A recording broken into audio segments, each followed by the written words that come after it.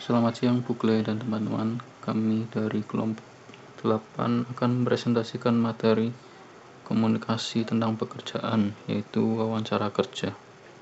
Yang pertama, arti penting wawancara kerja. Wawancara kerja merupakan salah satu cara yang sangat penting bagi suatu perusahaan dalam menyaring jumlah pelamar yang ada. Seorang calon pelamar mungkin saja diwawancarai lebih dari satu kali. Hal ini sangat tergantung pada jumlah pelamar yang akan diseleksi, sementara jumlah tenaga yang dibutuhkan sangat sedikit. Selain berlatih menulis resume dan surat lamaran kerja, menyiapkan diri menghadapi wawancara juga termasuk bagian dari usaha untuk mendapatkan pekerjaan. Berbagai aspek, khususnya kepribadian yang ditampilkan baik secara verbal maupun non-verbal, bahkan saat ketika memasuki ruang wawancara akan memperoleh perhatian dari wawancara. Aspek kepribadian yang akan dinilai mencakup penampilan secara fisik, gerak-gerik dan sopan santun, nada suara, rasa percaya diri, inisiatif, kebijaksanaan, daya tangkap dan kerjasama, ekspresi wajah, kemampuan berkomunikasi, sikap terhadap pekerjaan, dan selera umur.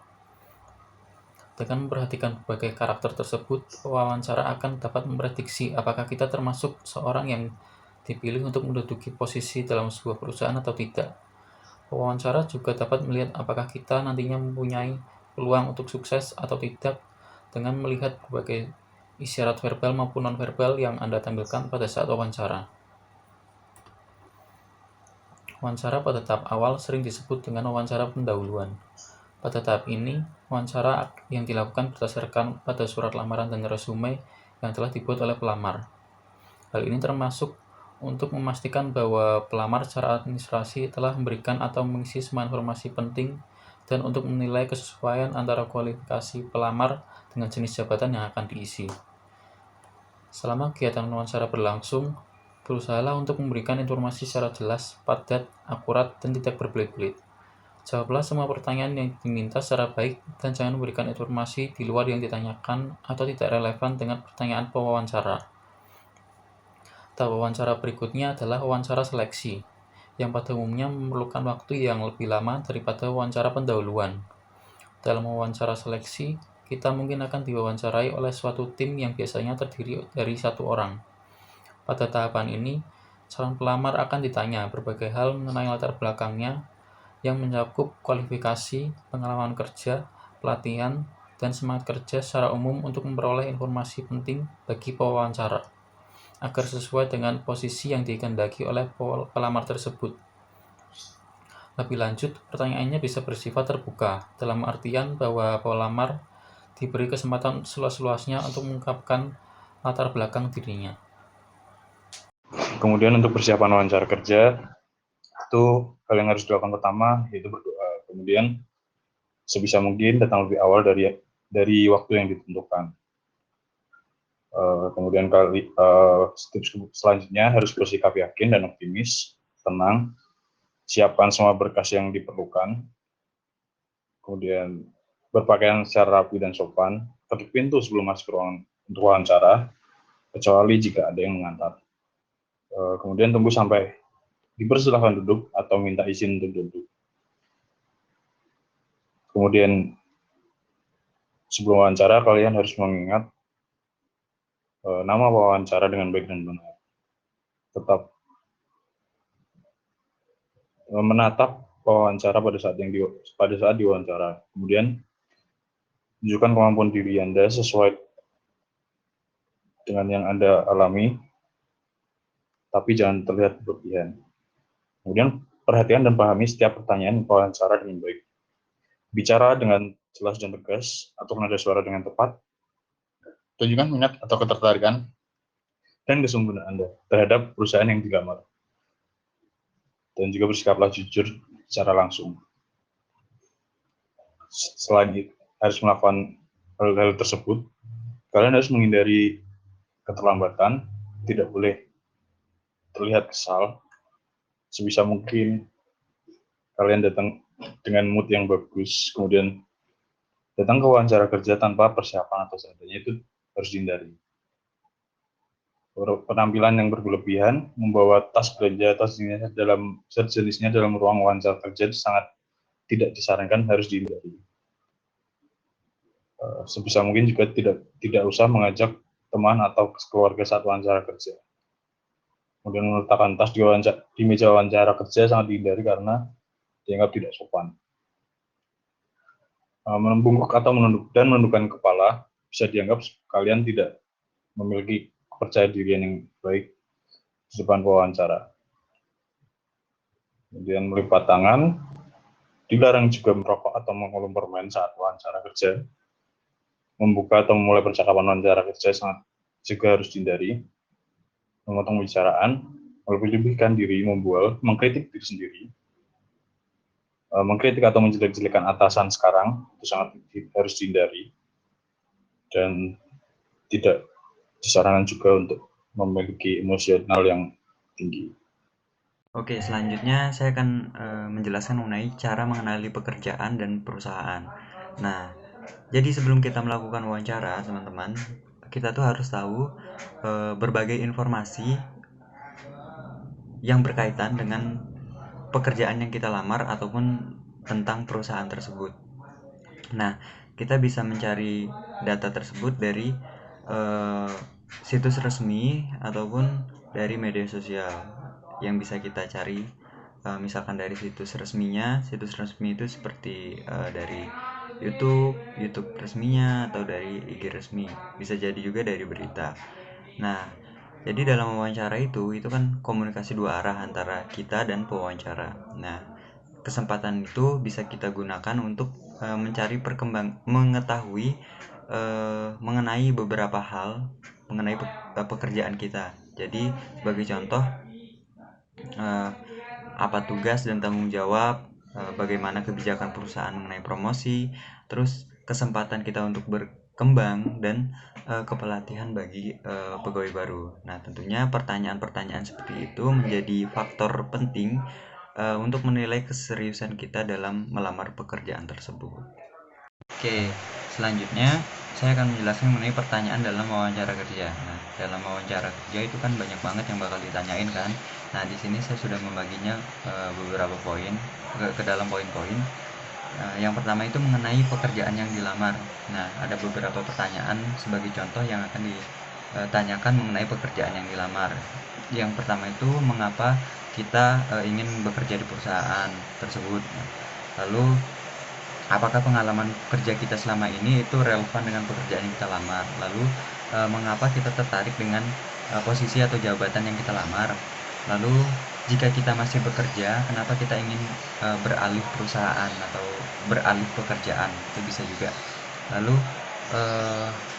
pertanyaannya mengenai apa yang kita ketahui tentang perusahaan tersebut. Lalu poin selanjutnya mengenai pendidikan dan pelatihan. Nah, pendidikan juga sering ditanyakan dalam wawancara, mengenai mata kuliah yang paling kita senangi dan tidak kita senangi, lalu mengapa. Lalu pertanyaannya mengenai aspek-aspek mata kuliah apa saja yang paling kita minati, lalu apakah kuliah dan misalkan kita pernah ikut pelatihan itu bisa membantu kita dalam pekerjaan tersebut. Lalu mungkin bisa ditanyakan juga mengenai pandangan kita terhadap pendidikan pada saat kita di perguruan tinggi. Lalu ada juga kemungkinan akan ditanyakan apakah kita akan merencanakan untuk melanjutkan studi, seperti itu. Latar belakang keluarga. Yang pertama, apa pekerjaan orang tua Anda? Yang kedua, apakah pendidikan dari orang tua Anda? Yang ketiga, bagaimana pendapat orang tua Anda terhadap karir yang Anda pilih? Tentang kepribadian. Yang pertama, bagaimana Anda menjelaskan diri Anda sendiri? Yang kedua, apa yang menjadi kekuatan dan kelemahan diri Anda sendiri? Dan yang terakhir, bagaimana Anda menilai diri orang lain? Tentang penilaian pribadi Anda. Yang pertama, faktor-faktor apa yang paling memberikan kontribusi bagi pengembangan pribadi Anda? Yang kedua, apa saja hambatan-hambatan dalam pengembangan karir Anda? Yang ketiga, apa yang paling mengecewakan, mengesalkan, atau menjengkelkan Anda terhadap orang lain? Yang keempat, bagaimana Anda menghadap ke rasa jengkel tersebut? Yang kelima, apa karakteristik dan kemampuan paling penting yang harus Anda miliki untuk menjadi pemimpin perusahaan? Berikutnya, pengalaman kerja yang paling memuaskan atau menyenangkan. Yang terakhir, Apa pengalaman kerja yang paling tidak menyenangkan bagi Anda? Tentang tujuan karir. Yang pertama, apa tujuan jangka panjang bagi karir Anda? Yang kedua, bagaimana Anda dapat mencapai tujuan tersebut? Yang ketiga, apa posisi atau kedudukan yang Anda harapkan untuk masa yang akan datang? Dan yang terakhir, mengapa Anda merasa cocok dengan posisi tersebut?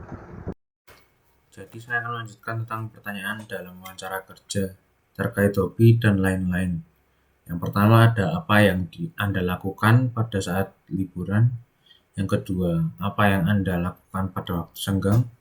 Yang ketiga, apakah Anda ikut dalam suatu kegiatan sosial kemasyarakatan. Yang keempat, mengapa Anda tertarik dalam kegiatan kemasyarakatan tersebut. Lalu yang kelima, apa hobi Anda. Yang keenam, jenis olahraga apa yang paling Anda senangi dan yang paling Anda tidak senangi. Lalu yang ketujuh, ada buku atau majalah terbaru apa yang telah Anda baca. Yang kedelapan, apakah Anda tertarik dengan berita-berita perkembangan dunia industri dewasa ini? Lalu yang kedelapan, apakah Anda tertarik untuk dikaitkan dengan perkembangan industri dengan perkembangan perusahaan Anda? Untuk sejelasnya ada di buku. Lalu selanjutnya ada ucapan terima kasih. Yang perlu kita lakukan setelah wawancara kerja berakhir, yaitu segera setelah wawancara usai, berikanlah ucapan terima kasih kepada para pewawancara. Meskipun kita merasa kemungkinan kita diterima bekerja di perusahaan kecil tersebut. Hal ini perlu kita lakukan untuk menunjukkan penghargaan kita atas waktu yang telah mereka sediakan untuk wawancara. Ya, kita harus menuliskan surat ucapan terima kasih yang sederhana, singkat, dan jelas. Hindari sikap menyombongkan diri atau terlalu percaya diri. Akhiri surat kita dengan suatu harapan untuk memperoleh keputusan sesegera mungkin. Contoh ucapan terima kasih ada di buku halaman 273. Pembahasan selanjutnya adalah surat penerimaan pegawai dan surat penerimaan kerja. Perusahaan harus dapat membuat pemberitahuan dengan baik dan mengirimkannya segera mungkin jika hendak menerima seseorang sebagai pegawai. Diterima seorang untuk bekerja dalam sebuah perusahaan tentunya merupakan kabar baik atau good news dan dapat diorganisasi dengan perencanaan langsung atau direct plan. Pada pendekatan ini, bagian pembuka secara langsung mengemukakan informasi yang menyenangkan, diikuti dengan informasi konfirmasi dan paragraf penutup. Apabila kita telah menerima surat penerimaan pegawai, kita sebaiknya membuat surat balasan untuk organisasi, lembaga, atau instansi tempat kita diterima sebagai pegawai baru. 3 poin yang perlu diperhatikan dalam menulis surat penerimaan pegawai atau menerima tawaran kerja adalah sebagai berikut. Yang pertama, nyatakan antusias Anda terhadap tawaran kerja tersebut. Yang kedua, konfirmasi kapan Anda akan datang ke bagian personalia. Dan yang terakhir adalah tunjukkan antisipasi Anda terhadap penerimaan tawaran kerja tersebut. Pembahasan yang terakhir adalah mengenai surat penolakan kerja. Surat penolakan kerja merupakan surat yang dibuat oleh pelamar kerja atau mereka yang sudah bekerja tetapi mendapatkan atau mengharapkan pekerjaan di tempat lain yang lebih menguntungkan atau yang menjanjikan prospek lebih baik daripada pekerjaan yang telah ada. Ketika berniat menolak pekerjaan, tidak ada keharusan untuk membuat surat penolakan, karena penolakan tersebut dapat disampaikan secara lisan. Namun, alangkah baiknya penolakan tersebut diungkapkan secara tertulis. Dalam surat penolakan, kita berhak menulis surat tersebut baik bernada positif maupun negatif. Namun demikian, rencana operasional surat penolakan kerja sebaiknya menggunakan perencanaan tidak langsung sebagaimana pada penulisan bad news. Pada bagian awal dikemukakan bagian yang bersifat positif atau netral, baru kemudian menyampaikan penolakan kerja pada bagian pertengahan dan ditutup dengan ucapan terima kasih. Buklet dan teman-teman, sekian presentasi dari kelompok kami. Apabila ada salah kata dan kurang berkenan, kami mohon maaf dan terima kasih.